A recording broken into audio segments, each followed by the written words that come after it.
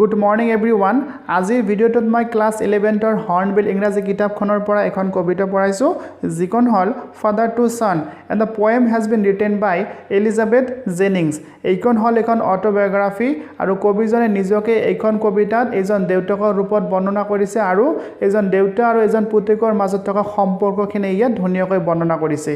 Jodio ejon deuta aru ejon putekor majot thoka সম্পৰ্ক khine iya bonnona korise kintu kobita khonot kobijone দেউতাকৰ points of ভিউৰ পৰা কবিতাখন ৰচনা কৰিছে তো যিয়ে নহক কবিতাখনত কবিজনে কেনেকৈ এজন দেউতা আৰু এজন পুতেকৰ মাজত থকা সম্পৰ্কখিনি বৰ্ণনা কৰিছে সেইখিনি মই লাইন বাই লাইন পঢ়াই পেলাই তোমালোকক বুজাই দিছো আৰু লগতে ডিফিকাল্ট ওয়াৰ্ড মিনিংবোৰ মই তোমালোকক পঢ়াই পেলাই বুজাই দি আছো জাস্ট তোমালোকে মনোযোগৰে শুনিবলৈ চেষ্টা কৰিবা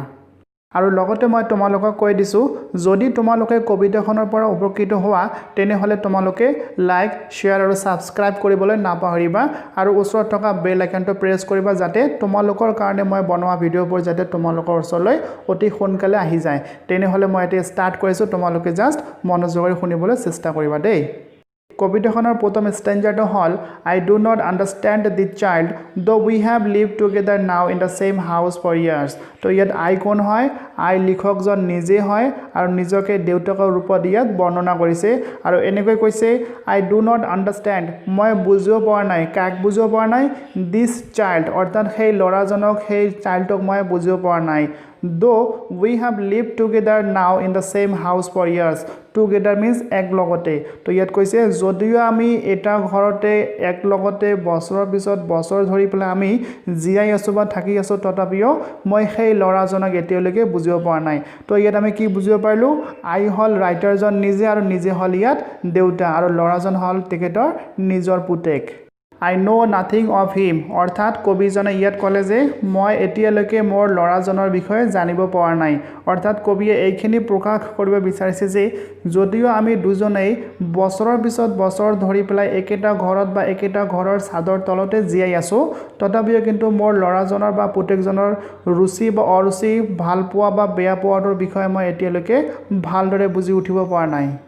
তাৰ পিছত কবিজনে এনেকৈ লিখিলে so try to build up a relation from how he was when small অৰ্থাৎ কবিজনে যেতিয়া ভালদৰে বুজিব পাৰিলে যে হিয়তৰ মাজত দেউতা আৰু লৰাৰ কোনো ধৰণৰ সম্পৰ্ক নাই যদিও হিয়তে বছৰৰ পিছত বছৰ ধৰি পেলাই একেখন ছাদৰ তলতে আছে তথাপিও হিয়তৰ মাজত কোনো সম্পৰ্ক নাই তেতিয়া কবিজনে এটা সম্পৰ্ক গঠন কৰিবলৈ চেষ্টা কৰিলে কেনেকুৱা সম্পৰ্ক হিয়তৰ লৰা আৰু দেউতাকৰ মাজত যেনেকুৱা এটা সম্পৰ্ক হোৱা উচিত তেনেকুৱা সম্পৰ্ক এটা গঠন কৰিবলৈ চেষ্টা কৰিলে কেতিয়াৰ পৰা চেষ্টা কৰিলে কবিয়ে যেতিয়া তেখেতৰ লৰাজন এটা সৰু লৰা আছিল দ্যাট মিন্স স্মল লৰা আছিল তেতিয়াৰ পৰা দেউতা আৰু পুতেকৰ মাজত থকা সম্পৰ্কখিনি গঠন কৰিবলৈ চেষ্টা কৰিছিল কিন্তু কবিয়ে এতিয়ালৈকে গঠন কৰিব পৰা নাই আৰু নিজৰ লৰাজনক ভালদৰে এতিয়ালৈকে বুজি উঠিব পৰা নাই Yet have I killed the seed I spent or sown it where the land is his and none of mine seed শব্দটো অর্থ হৈছে বীজ আৰু sown শব্দটো অৰ্থ হৈছে ৰোপণ কৰা তো কবিজনে ইয়াত তেখেতৰ নিজৰ পুতেকক এটা বীজৰ লগত তুলনা কৰিছে এনেকৈ কবিয়ে কৈছে কবিয়ে এই সময়ত এটা বীজ ৰোপণ কৰিছিল আৰু বীজটোৰ পৰা যাতে ভাল এটা গছলি ওলাই পেলাই এটা ভাল গছত পৰিৱৰ্তন হয় কিন্তু তাৰ বাবে কবিয়ে যথেষ্ট চেষ্টা কৰিছিল কিন্তু অৱশেষত কবিয়ে বিচৰা হিচাপত গছটো গছলি ওলাই পেলাই এটা ডাঙৰ গছ হোৱা নাছিল ঠিক তেনেকৈ কবিয়ে ক'ব বিচাৰিছে যে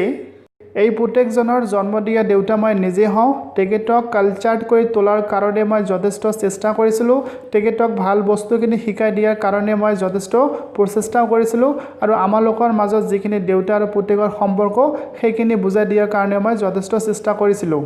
কিন্তু কবিজনে সেই গছটোৰ নিচিনাকৈ নিজৰ পুতেকক ভালদৰে বুজিব পৰা নাই আৰু সিহঁতৰ মাজত যিখিনি সম্পৰ্ক সেইখিনিও ভালদৰে স্থাপিত হ'ব পৰা নাই ওকে তো এইখিনিতে আমি কি বুজিব পাৰিলো যে হিয়তৰ মাজত দেউতা আৰু পুতেকৰ সম্পৰ্কখিনি কিয় গঠিত হোৱা নাই কাৰণ হিয়তৰ মাজত জেনাৰেশন গ্যাপ যিখিনি আছিল সেইখিনি যথেষ্ট বেছি আছিল কাৰণ দেউতাকৰ যিখিনি লাইফষ্টাইল সেইখিনি লাইফষ্টাইলৰ লগত হিয়তৰ লৰাৰ মডাৰ্ণ লাইফষ্টাইলখিনি হয়তো এডজাস্ট হোৱা নাই যাৰ বাবে হিয়তৰ মাজত যিখিনি বনতা বা হিয়তৰ মাজত যিখিনি দেউতা আৰু পুতেকৰ সম্পৰ্ক সেইখিনি ভালদৰে বৰ্তি থকা নাই We speak like strangers there's no sign of understanding in the air স্ট্ৰেঞ্জাৰ শব্দটোৰ অৰ্থ হৈছে অচিনাকি ব্যক্তি তো কবিয়ে ইয়াত ক'ব বিচাৰিছে যে যদিও আমি এজনে আনজনৰ লগত কথা পাতো কিন্তু আমি এজনে আনজনৰ লগত স্ট্ৰেঞ্জাৰ অৰ্থাৎ অচিনাকি ব্যক্তিৰ নিচিনাকৈহে কথা পাতো আৰু সিহঁতৰ মাজত হোৱা কথা বতৰাত কোনো ধৰণৰ আণ্ডাৰষ্টেণ্ডিং বা বুজাবুজিৰ ভাৱধাৰা দেখিবলৈ পোৱা নাযায় অৰ্থাৎ এইখিনি স্পষ্ট হ'ল যে সিহঁতৰ মাজত থকা যিখিনি জেনেৰেশ্যন গ্যাপ সেইখিনি যথেষ্ট হৈছে This child is built to my design, yet what he loves I cannot share. অৰ্থাৎ কবিজনে ইয়াত ক'ব বিচাৰিছে যে সেই পুতেকজনৰ জন্ম দিয়া দেউতা মই নিজে হওঁ তেখেতক জন্মৰ পৰা মই ডিজাইন কৰি আছোঁ অৰ্থাৎ ভাল পোৱাখিনি বুজাই দি আছোঁ মৰম স্নেহ কি হয় এইখিনি বুজাই দি আছোঁ তেখেতক কালচাৰ্ড কৰিবলৈ মই চেষ্টা কৰি আছিলোঁ কিন্তু তথাপিও মোৰ পুতেকে যে কোনখিনি কৰি ভাল পায় সেইখিনি মই এতিয়ালৈকে ভালদৰে বুজিব পৰা নাই আৰু আমালোকৰ মাজত থকা যিখিনি ভাল পোৱা মৰম সেইখিনি এতিয়ালৈকে আমি শ্বেয়াৰ কৰিব পৰা নাই Silence surround us অৰ্থাৎ সাইলেন্সখিনি আমালোকক বেৰি ধৰিছে আমালোকৰ মাজত কোনো ধৰণৰ ভাল সম্পৰ্ক নাই কোনো ধৰণৰ যোগাযোগ নাই অকল সাইলেন্স আৰু silence I would have him prodigal returning to his father's house the home he knew rather than he see him make and move his world prodigal শব্দটোৰ অৰ্থ হৈছে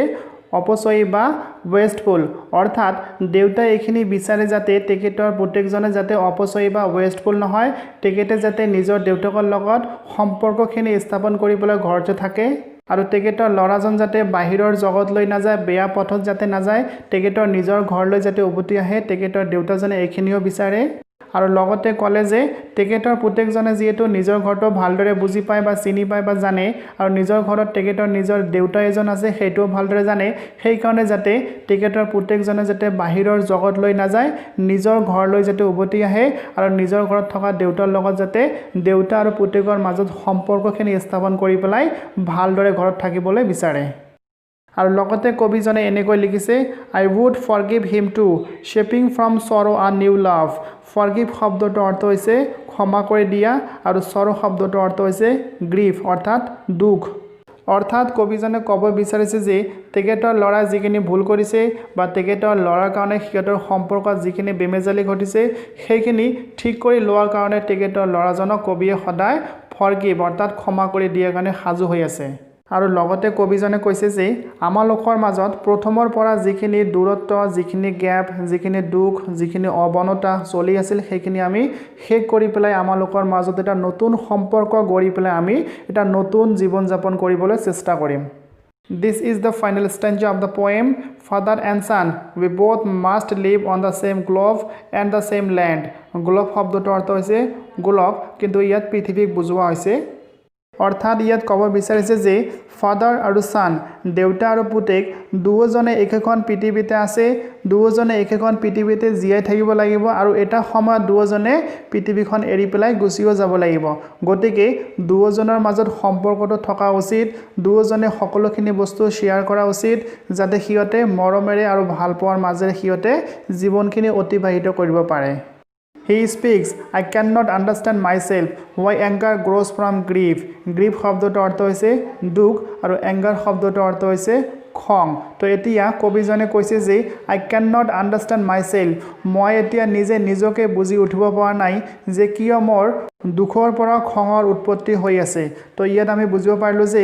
যিহেতু সিহঁতৰ মাজত কোনো ধৰণৰ সম্পৰ্ক নাই সেই কাৰণে সেইখিনি দুখৰ কাৰণে কবিয়ে নিজৰ মনক সান্তনা দিব পৰা নাই আৰু নিজৰ মনটো লাহে লাহে খঙাতুৰ হৈ পৰিছে We each put out an empty hand longing for something to forgive তো ইয়াত আমি বুজিব পাৰিলো যে সিহঁতৰ মাজত আনহেপিখিনি যথেষ্ট বৃদ্ধি পাইছে সিহঁতৰ মাজত কোনো ধৰণৰ সম্পৰ্ক নাই দেউতা আৰু পুতেকৰ মাজত হোৱা সম্পৰ্কখিনি লাহে লাহে ধ্বংস হৈ গৈছে গতিকে সিহঁতে যদিও এক হ'ব বিচাৰে কিন্তু তেওঁলোকৰ মাজৰ পাৰ্থক্যখিনি পৰস্পৰে মানি মিলা প্ৰীতিৰে থাকিবলৈ টান পাইছে ওকে কবিতাখন ইয়াতে সমাপ্ত হল আৰু কবিতাখনৰ মাজেৰে আমি কেইটামান কথা ভালদৰে স্পষ্টকৈ বুজিব পাৰিছো যে এইখন হল এখন ইউনিভাৰ্সাল কবিতা কাৰণ জেনাৰেশ্যন গ্যাপখিনি বেছি হলে প্ৰতিজন দেউতাকৰ লগত এনেকুৱা ঘটনাখিনি ঘটাটো খুবেই স্বাভাৱিক তো যিয়ে নহওক কবিতাখন ইয়াতে মই শেষ কৰিলো তো আজিলৈকে এইখিনিয়ে ধন্যবাদ হ্যাভ আ গুড ডে